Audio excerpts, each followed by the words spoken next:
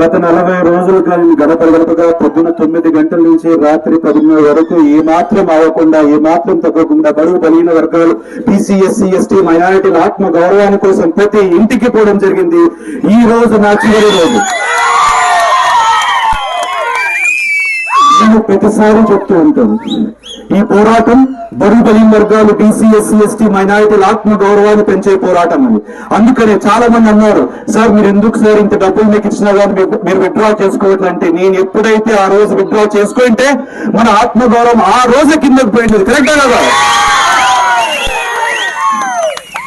కనుక ప్రతిసారి ప్రతి అడుగు మన వాళ్ళ ఆత్మగౌరవం, ఎప్పుడైతే నేను బడుగు బలహీన వర్గాలు బీసీ ఎస్సీ ఎస్టీ మైనారిటీల ఆత్మగౌరవాన్ని పెంచాలంటానో దయచేసి మిగతా వాళ్ళు తప్పుగా అర్థం చేసుకోకండి. ఎప్పుడైతే గౌరవ స్వర్గీయ నందమూరి తారక రామారావు గారు తెలుగు వాళ్ళని ఆత్మగౌరవాన్ని పెంచాలన్నారో, పక్కనున్న తమిళ వాళ్ళు కన్నడ వాళ్ళ ఆత్మగౌరవం తగ్గించాలని కాదు. భగవంతుని దయ వల్ల వాళ్ళు ముందే ఒక స్థాయిలో ఉన్నారు. అదే విధంగా ఇక్కడ కూడా ఎప్పుడైతే ఈ బడుగు బలహీన వర్గాలు బీసీ ఎస్సీ ఎస్టీ మైనారిటీల ఆత్మగౌరవం పెంచాలంటానో, పక్కన వాళ్ళు ఎవరైనా కానీ కమ్మ సోదరులు రెడ్డి మిగతా ఎవరైనా కానీ వాళ్ళని తగ్గించాలని మాత్రం కాదు, అక్కడున్న నా వాల్మీకి మీద ఒట్టేసి చెప్తున్నాను. ఎందుకంటే భగవంతుని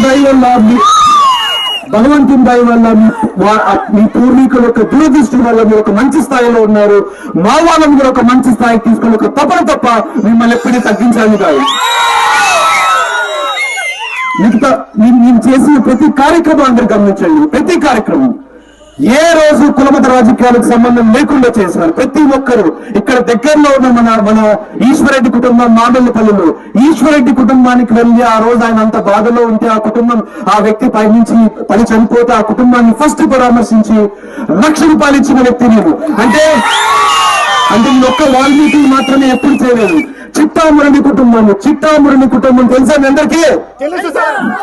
కనగానపల్లి మండలంలో చిట్టామురళిని 2022లో కూడా కులహత్య, 2022లో కూడా ఒక వ్యక్తి అగ్రకులాన్ని అమ్మాయిని పెళ్లి చేసుకున్న అబ్బాయిని కులహత్య చేస్తే ఆ అబ్బాయి కుటుంబాన్ని ఫస్ట్ పరామర్శించి ఆ తల్లికి ఇంకా అప్పులుంటే ఆ కుటుంబానికి కుటుంబానికి ₹1,00,000 ఇచ్చిన వ్యక్తి నేను.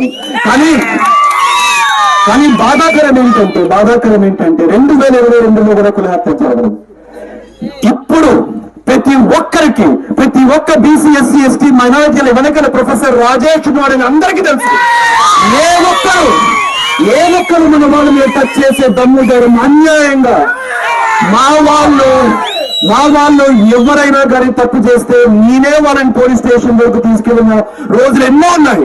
నేను అన్యాయాన్ని సహించే వ్యక్తిని కాదు, క్రిమినల్ ఎంకరేజ్ చేసే వ్యక్తిని కాదు, ఫ్యాక్షన్ ఎంకరేజ్ చేసే వ్యక్తి కాదు.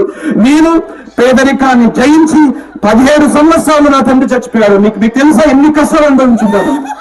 17 సంవత్సరాల్లో తండ్రి చనిపోతే పేదరికాన్ని జయించి బాగా కష్టపడి చదివి ఒక స్థాయికి వచ్చి మళ్ళీ తిరిగి వచ్చి మన వాళ్ళందరినీ అదే స్థాయికి తీసుకుని ఒక తపన తప్ప వేరే ఎటువంటిది లేదు. కనుక ఈ పోరాటం మీకు తెలుసు. ఎటువంటి కేసులు తీసుకున్నా కానీ ప్రొఫెసర్ రాజేష్ ఎడ్యుకేషన్ అవార్డ్స్ ద్వారా ఎంతమందికి నేను అవార్డ్స్ ఇస్తుంటే మా వాళ్ళు కొంతమంది వాల్మీకి సంఘాలు, సార్ మీరు వాల్మీకి మాత్రమే అవార్డ్స్ ఇవ్వండి అన్నారు.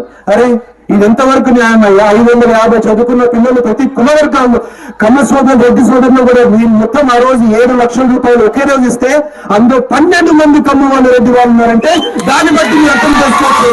నేను ఏ రోజు కూడా ఒకే వర్గాని కోసం పోలేదు.